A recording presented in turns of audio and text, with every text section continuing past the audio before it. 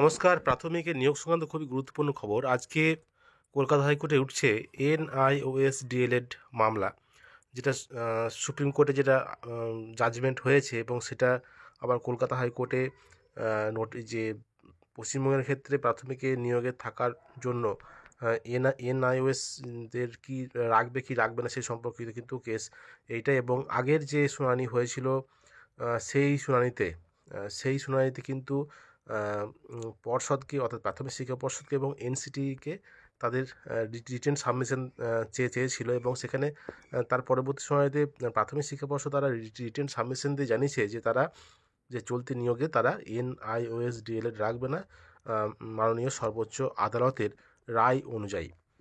এবং সেদিন কিন্তু এনসিটিই কোনো রিটেন সাবমিশন দেয়নি। তো বিভিন্ন রকম আরটিআই মারফত এবং সেখান থেকে জানতে পারা গেছে আগে যে তারা কিন্তু সুপ্রিম কোর্টের রায় যেটা সেটা মেনেই কিন্তু তারা কাজ করতে চাইছে। অর্থাৎ সুপ্রিম কোর্টে যে জাজমেন্ট বেরিয়েছিল এনআইওএস ডিএলএড নিয়ে, যেহেতু এটা 18 মাসের কোর্স এবং অনেক রাজ্য যেমন আসাম, পাঞ্জাব, বিহার, অনেক রাজ্য কিন্তু এনআইওএস ডিএলএড কিন্তু বাদ দিয়েছে মাননীয় সর্বোচ্চ আদালতের রায় অনুযায়ী।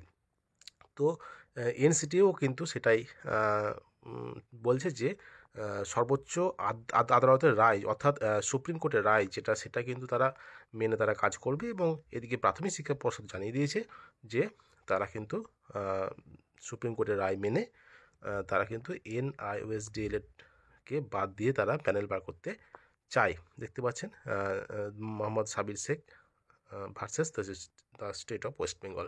তো এটা কিন্তু বিষয় যে আজকে কিন্তু ফাইনাল জাজমেন্ট আসতে পারে এনআইওএস ডিএলএড নিয়ে।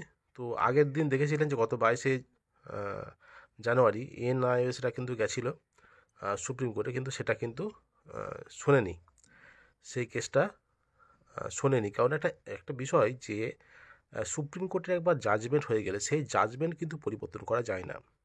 যেমন বিএড ডিএডের ক্ষেত্রে বহু রকম বিভিন্ন রকম চেষ্টা করা হয়েছে, কিন্তু সেই জাজমেন্ট পরিবর্তন হয়নি।